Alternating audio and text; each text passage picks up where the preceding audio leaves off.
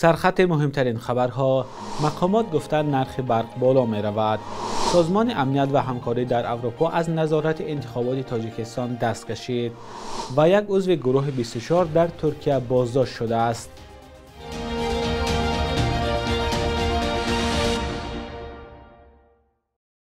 درود بینندگان عزیز، برنامه نوید امام داده است با تازه ترین خبرها از تاجیکستان و جهان. امروز 6 فوریه سال 2025 است. نمایندگان خدمات ضد انحصاری تاجیکستان میگویند که احتمال امسال نرخ استفاده نیروی برق در کشور بالا می رود. سفرعلی قربانزاده، معاون اول رئیس خدمات، 5 فوریه در نشست خبری گفت پیشنهاد برای بالا بردن ارزش برق به حکومت ارسال شده است. تصمیم نهایی در این باره به گفته قربانزاده از سوی حکومت گرفته می شود، اما معاون رئیس خدمات ضد انحصاری نگفت که نرخ برق چقدر بالا می رود. سفرعلی قربانزاده تنها افزود نرخ نهایی برق پس از حساب کردن خدمترسانی‌های استحصال، انتقال و تقسیمات برق معلوم می شود. بار اخیر نیروی برق ماه ینور سال 2024 گران شده بود. از آن وقت ساکنان تاجیکستان برای هر کیلووات برق 30.75 و کارخانه‌ها 70.35 درم می‌سپارند. کارخانه‌های تالکو، کمبینات متالورژی تاجیکستان و کارخانه نوری‌های آزاد نرخ برق را از دیگران ارزان‌تر می‌گیرند. تالکو دولتی است و کمبینات متالورژی تاجیکستان طبق حجت‌های کمیته انداز از سوی فراز تأسیس یافته است. نمایندگان کمبینات متالورژی بارها گفتند که با شرکت فراز یگان رابطه ندارند. صاحب کارخانه آزاد معلوم نیست. سازمان امنیت و همکاری در اروپا اعلام کرد که ناظرانش جریان انتخابات پارلمانی ماه مارس را در تاجیکستان نظارت نمی‌کنند. دفتر نهادهای دموکراتیک و حقوق انسان 4 فوریه در اظهارات گفت نبودن کفالت از جانب مقامات تاجیکستان درباره ثبت نام یا اکریدیتاسیون ناظران باعث شد که این سازمان از نظارت انتخابات ماه مارس خودداری کند. ماریا تلالیان، رهبر دفتر نهادهای دموکراتیک و حقوق انسان گفته است نبودن کفالت رسمی درباره آنکه ناظران ما میتوانند 1 ماه قبل از انتخابات کار خود را انجام دهند یک سبب خودداری این سازمان از نظارت جریان انتخابات در تاجیکستان شد. نمایندگان کمیسیون مرکزی انتخابات تاجیکستان تا حال درباره اظهارات سازمان امنیت و همکاری در اروپا چیزی نگفتند. نمایندگان این سازمان ماه ینور ضمن نشست در دوشنبه گفته بودند برای نظارت انتخابات پارلمانی تاجیکستان 11 کارشناس بین المللی و 150 ناظر کوتاه مدت میفرستند، اما در اظهارات اخیر سازمان آمده است هرچند هیئت ناظران روز 22 ینور افتتاح شد اما گروه کارشناسان مقیم دوشنبه نتوانستند به کار خود شروع کنند. انتخابات پارلمانی 2 مارس برگزار می شود. سازمان امنیت و همکاری در اروپا تاکنون 8 انتخابات را در تاجیکستان نظارت کرده است. خلاصه های ناظرانش این بود است که این کارزارهای مهم سیاسی تاجیکستان مطابق با معیارهای بین المللی و دموکراتیک و شفاف صورت نگرفتند. پلیس ترکیه فیروز بابایف، فعال گروه 24، یک سازمان مخالف حکومت تاجیکستان را در این کشور دستگیر کرده است.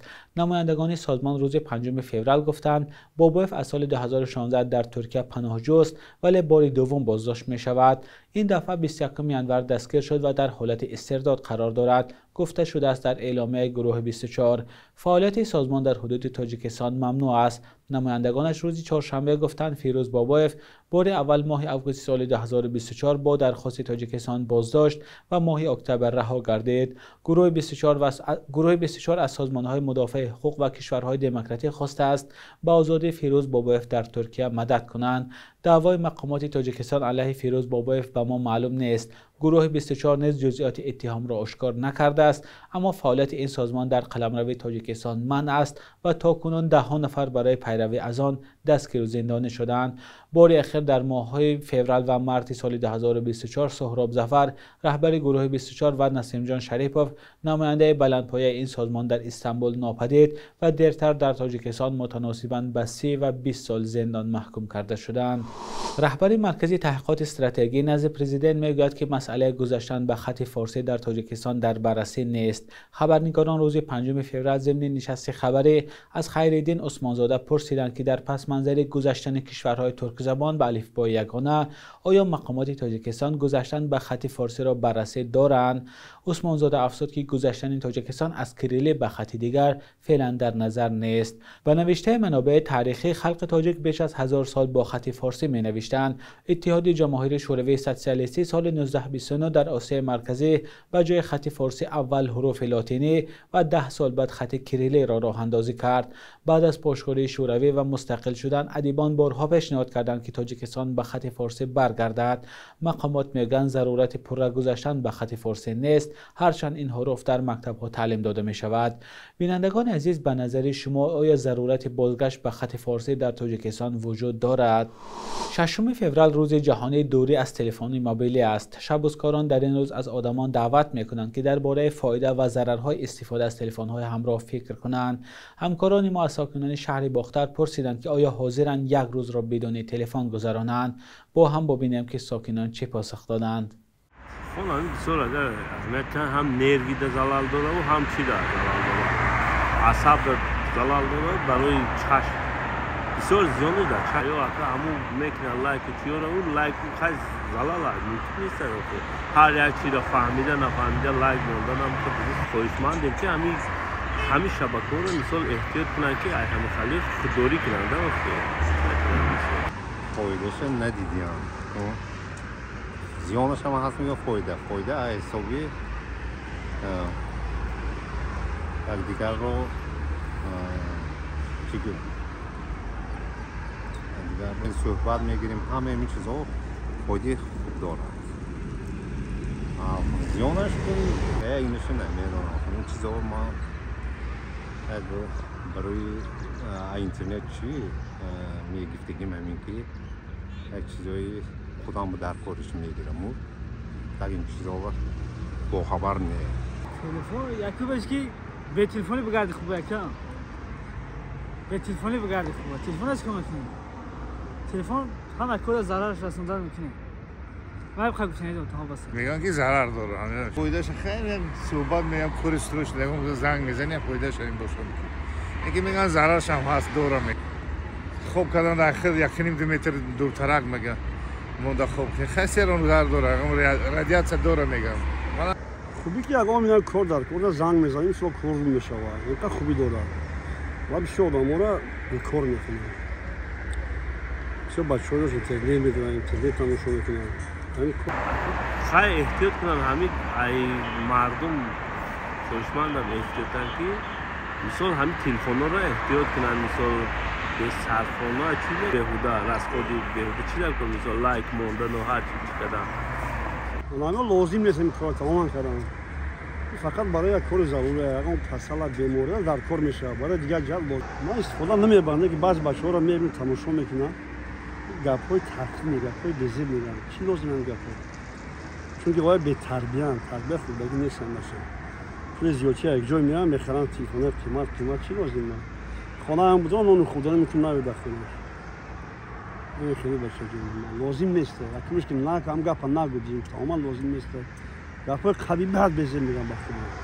آدم‌ها سری شوی رفتگی هم هستن، دخترها یوش هم هستن. تلفن رو بینه که تو اجا یاد میبره. یکو مردم سودا بارن به این تینتر یکو. هم بودکا در اختیار شوان شی. خیلی اکنون نمیدونم اکنون شفتم.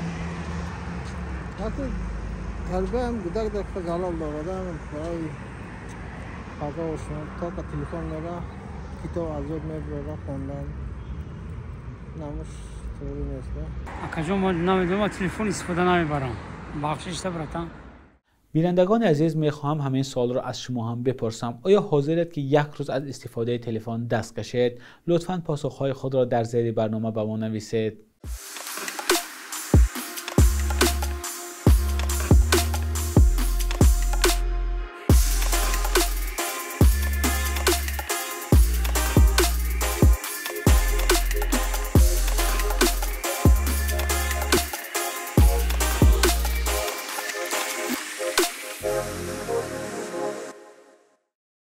رئیس جمهور اوکراین گفت برای پایان دادن به جنگ در کشورش آماده است با همتای روسش ولادیمیر پوتین صحبت کند، اما ولادیمیر زلنسکی تاکید کرد که این کار را تنها در صورت انجام می‌دهد که یگانه راه تامین صلح در اوکراین باشد. او در مصاحبه با خبرنگار بریتانیایی روز 4 فوریه گفت اگر فکر کنند که مشکلات جنگ باید توسط دیپلمات حل شود، ما آماده ایم، اما ایالات متحده، اروپا، اوکراین و روسیه باید همه در این مذاکرات حضور داشته باشند. زلنسکی همچنین از لغو تحریم‌ها علیه روسیه هشدار داد و همزمان پرسید که برای کفالت امنیت در اوکراین و تسلیحات هسته‌ای نیاز هست یا نه. بخش یک روز تاریخ است که مهمترین تحولات تاریخی در روز 6 فوریه را فرا می‌گیرد.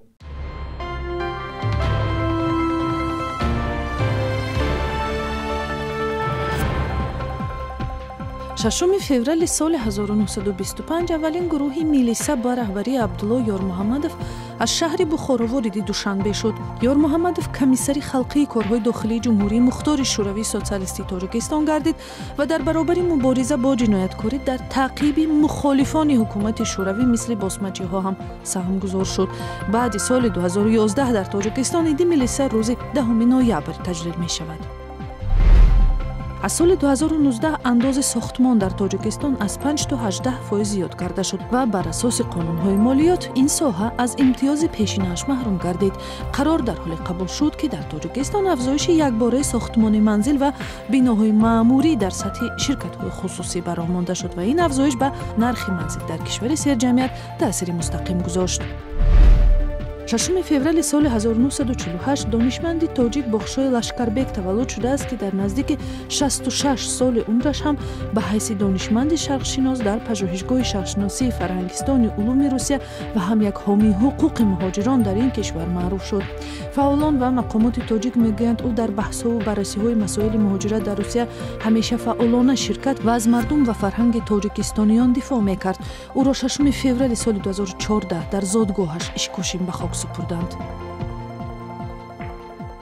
صبح امروز در بانک تجارتی تاجیکستان 1000 روبل روسی تا 114 سومانی ارزش دارد. 100 دلار آمریکایی باشد به 1085 سومانی برابر است. قرب رسمی بانک ملی تاجیکستان برای امروز چنین تعیین شده است.